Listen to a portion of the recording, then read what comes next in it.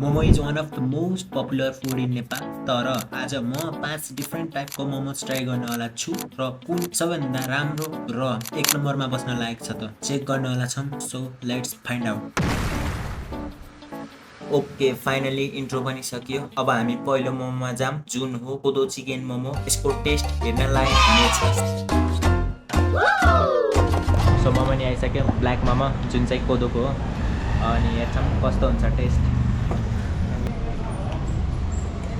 खुर्सानी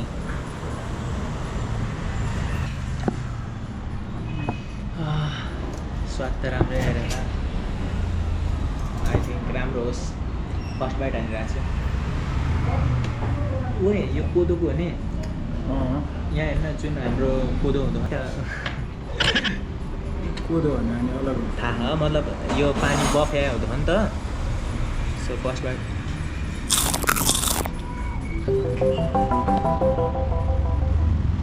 राम्रो रहेछ यार दाइ। राम्रो हुन्छ नि। पहिलोचोटि खायो भने त माथि। सो यो चाहिँ एकदमै भन्दाखेरि नि त्यो जुन अर्को मोमो हुन्छ नि त्यतिकै राम्रो छ, तर कोदोको हुँदाखेरि चाहिँ अलिक धेरै राम्रो छ। अनि योमा बाहिर हेर्दाखेरि ग्रिपी टाइपको छ नि त। सेम यो अलिक टाइम लाग्दो होला नि त बनाउनु, होइन? हेरौँ। एकदम खतरा छ।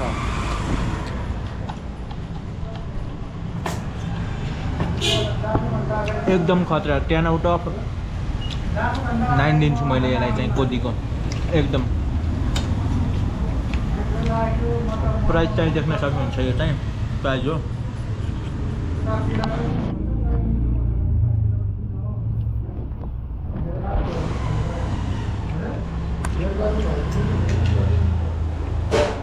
बेस्ट छ कोदोको भन्दा कोदोकै अर्ग्यानिक।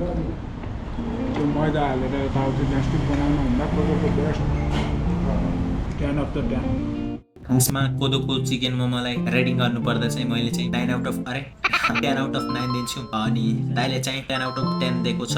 र कोदोको मोमो चाहिँ एकदमै राम्रो थियो। र अब हाम्रो दोस्रोमा जाम सी मोमोमा। र सी मोमो पनि कस्तो छ हेर्छौँ अनि खान्छौँ, टेस्ट गर्छौँ कस्तो हुनेवाला छ। यो चाहिँ मेरो फर्स्ट टाइम हुनेवाला छ सायद। आई थिङ्क मलाई दाइले के भनेको थियो, त खाने त होइन त एक्लै नजा भनेको थियो, होइन? किनकि यो हेर्नमा त यति उ छ नि। छ्या, कस्तो देखिरहेको छ।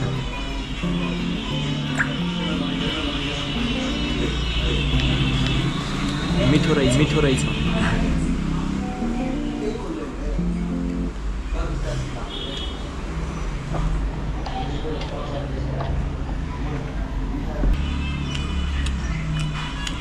एक त प्याज र टमाटर बाहेक अरू केही पनि छैन। अनि खोर्सानी। यो मोमो यसैलाई नै सी मोमो। मैले सोचेको थिएँ योमा माछा केही हुन्छ कि के हो। अब आउँछ हाम्रो सी मोमोलाई रेटिङ गर्ने पालो। र यसलाई मैले रेटिङ गर्नुपर्दा चाहिँ कति दिनुपर्ला जस्तो लाग्दैछ हजुरलाई? आई थिङ्क मैले चाहिँ 3 आउट अफ 10 दिएँ, होइन? 10 मा चाहिँ 3 दिएँ। सो यो चाहिँ मेरो आफ्नै ओपिनियन हो। फेरि अब चाहिँ हामी जान्छौँ नेक्स्ट आइटममा, जुन हो झोल मोमो। र अब हामी खानेवाला छौँ र हेर्छौँ कस्तो छ। र यसको टेस्ट पनि सायद अलगै हुन्छ सायद। अनि चम्मचले डुबाएरै खानुपर्छ होला सायद। So jam, let's go. So finally आइसकेको छ झोल मोमो। अब टेस्ट गर्छौँ यसको, हेर्छौँ कस्तो छ।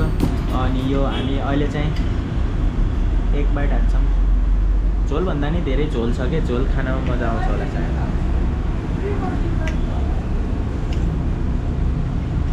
यो भाङ्गाको हो। भाङ्गा हो, भाङ्गाको हुँदो रहेछ खासमा यो।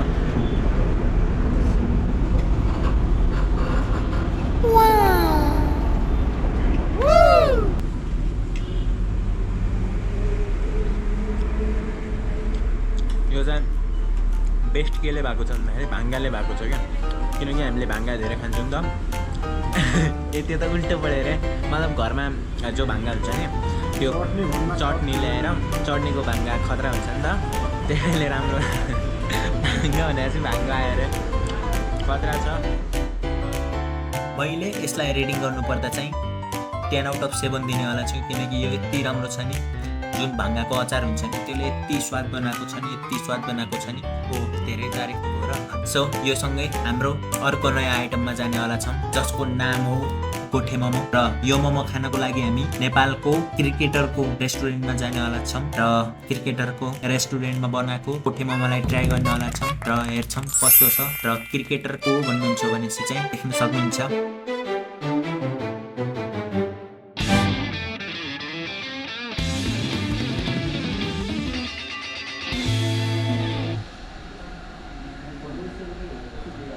केमा हालेर खाने हो छ त चटनी त्यहाँ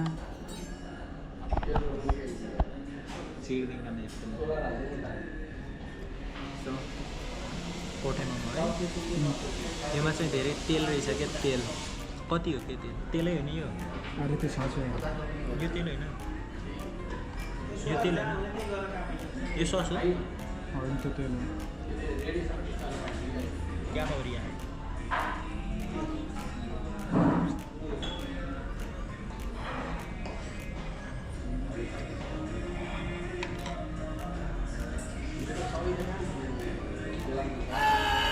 गरम भएन होला हो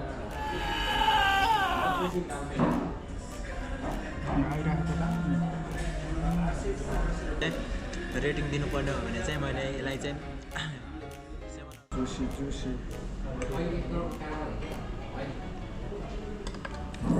जुसी छ है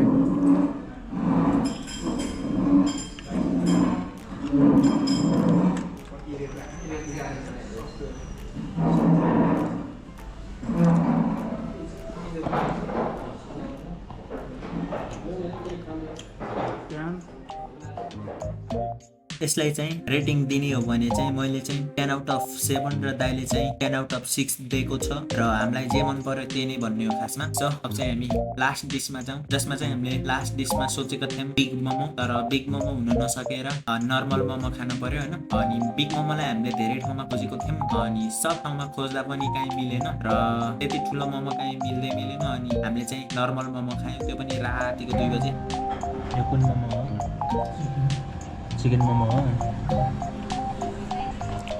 फाइनली कहाँबाट के बजिरहेको छ फेरि ओ भाइ साहब अरे सो चिकन मोमो नि आइसक्यो यो चाहिँ हाम्रो खासमा लास्ट मोमो हुनेवाला छ अनि त्यस्तै यसले लग्छ मैले लग्नेवाला होइन देख सकते हो आप लोग सो